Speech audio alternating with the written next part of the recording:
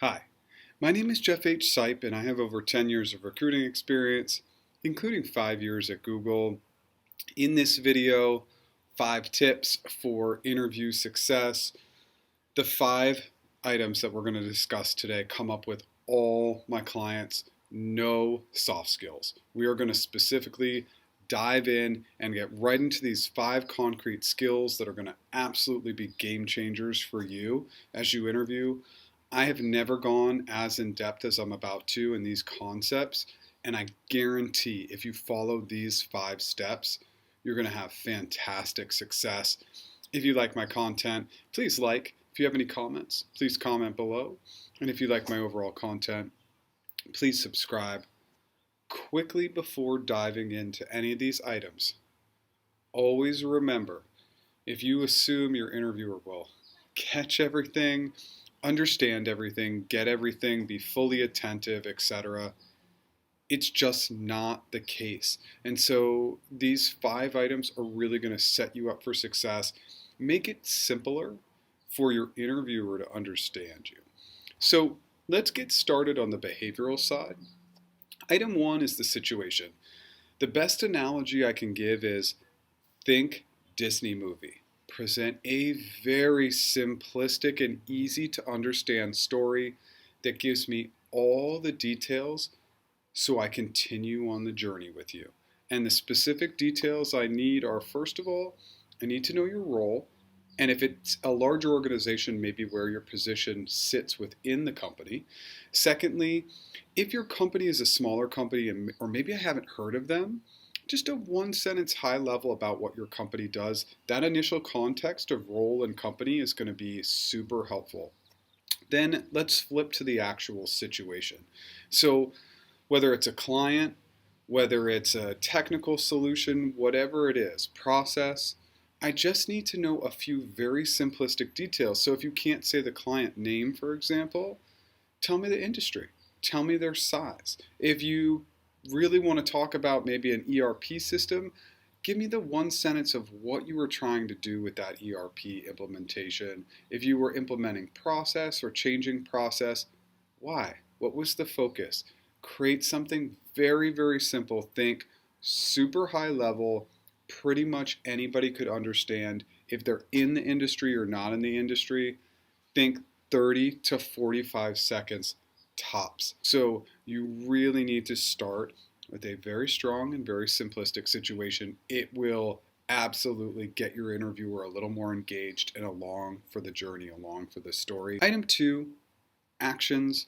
Before getting into actions, one way to make sure that you are not storytelling and you're really getting into what you did is the transition from the situation. So you could say, the first thing I did, the first action I took, the first item I researched, the first person I spoke with, because that translates into a specific doing action right off the bat.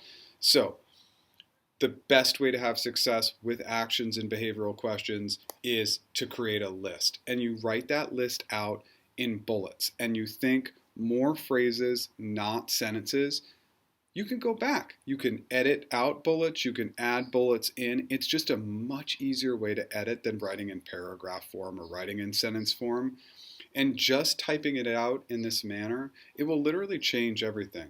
In order to picture you in the role, I have to know the specific actions you took, not the story.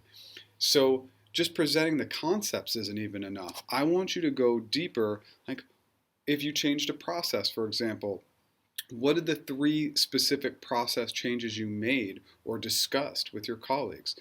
Get into the weeds. By even talking at the higher level, I just won't have quite the understanding of what you did or what you did in collaboration with others. So get in there, get into the weeds, and think bullets. It's going to yield fantastic success. Item 3, results and learnings. And okay, so before we get even into the results, I want you to remember one important item, which is numbers, math. They can be our best friend.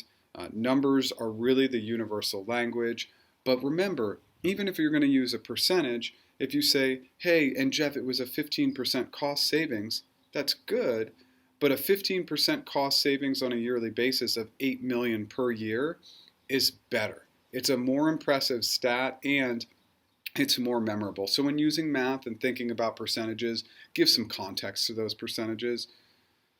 Okay, with our clients, what we find is that results are often either not mentioned at all, mentioned in passing, or mentioned in a trailing off sort of manner, where people end their answer so weak. Think about a good movie or a good book, you're getting to absolute peak of the story, and then it just stops. How would you feel? Same with the results. They're key to our success. And so the way I want you to start off is you always start with the result of actually answering the question, and then you'll get into time, money, kudos, and leverage. And so for those four items, time, it's usually about time saved. Money is money earned or money saved. Kudos, it's usually coming at like the promotion level, a spot bonus, or C-level recognition. It's got to be something pretty impactful. Leverage, though, is absolutely the key item I want you to focus on. A truly great result has leverage, and leverage shows up in a couple of different ways. Typically, it's leveraging relationships or leveraging process. For example, on the process side, let's say you leveraged a process with a client, and then the organization was able to streamline that same process to all other clients. Or you built a relationship, and because of that relationship, you got 2 more locations with that client, or they referred you to 5 other clients, etc. Leverage is really, really important, and think broad scope. So not really leverage within that particular example, but how you leveraged it and how it had impact going outwards. Let's flip over to open-ended questions. Item 4, clarifying questions. Okay, let's slow down. Let's slow way down. I want you to think meditative state, mind clearing. Hear the question, write it down, restate it, and take a second or two to think about what's being asked of you. Because typically, clarifying questions are best when they're simple and they're basic. What are the most basic items I need to know before I can move forward with this question? And there's really 3 that are pretty common. It's new versus existing, business versus technical, and internal versus external. So let's talk about new versus existing. Assuming that something hasn't been done before, it's just typically not the case. I mean, even if the question has the word new in it, you just have to be questioning whether it's truly new. For example, there's a new iPhone every single year, but it's not really new. There are new features, new design, but it's not an actually new product. And that's the way I want you to be thinking about new versus existing. With the business versus technical, it's just understanding who's driving it, and this will help me understand my audience better. And unless it's clearly outlined, I need to know whether it's internal, external, or both. I really need to know those items because that's going to really help me have success in answering the question. Next would be just understanding the words on the very vague questions. So like, how do you measure success, for example? You'd want to question measure, you'd want to question success. Lastly, you'd want to bring in any industry-specific questions if needed as well. One other item that's kind of tricky is knowing the back and forth. And so knowing when to pause, when to ask rhetorical questions, when to show thought process. A really good simple trick is to ask one question such as new or existing, pause, see if Sue, your interviewer, gives back anything. If she doesn't, then go into rhetorical and thought process to ask those additional clarifying questions. It's just a simple trick for not getting worried and not trying to overthink this process. The other piece is I just want you to kind of put on your worker bee hat. So picture yourself in the office, in the working environment. If you got a really vague or open-ended question, you would ask questions. You wouldn't just go ahead and fulfill that program or project or that specific task without finding out specifically what you had to do. Think about it in that manner, and then it will always bring better connectivity for clarifying questions. Lastly, item 5, frameworks. Think safety net. There's just no way you can have this great success without frameworks. And the only reason why you'll truly fail would be a lack of prepping frameworks. And this is a very, very simplistic step. You just have to create that mnemonic, create that basic structure to get that understanding. And basically, a framework, that's all it is. It's a set of ideas that you're putting to put some context around an item.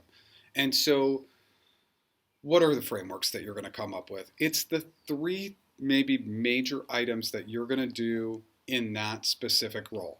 So let me give you a little bit more context. Let's say you're a cloud program manager.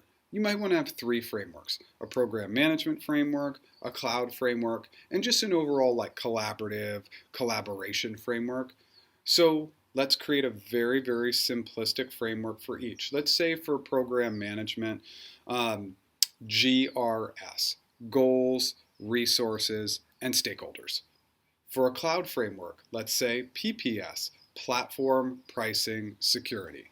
And for collaboration, we could go LQE, listening, questioning, enabling.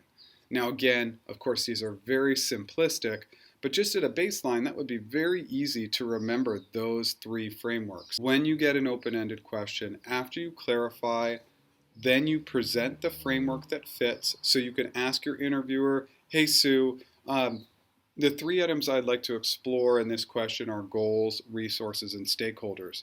Is there one you prefer? And if Sue doesn't give you anything back, that's when you go into all three and then you niche down and you get more role/industry specific. This will absolutely work for you if you go in with structure and organization. That's success across all open-ended questions. These 5 items are consistently 5 items that all of our clients at practice interviews face.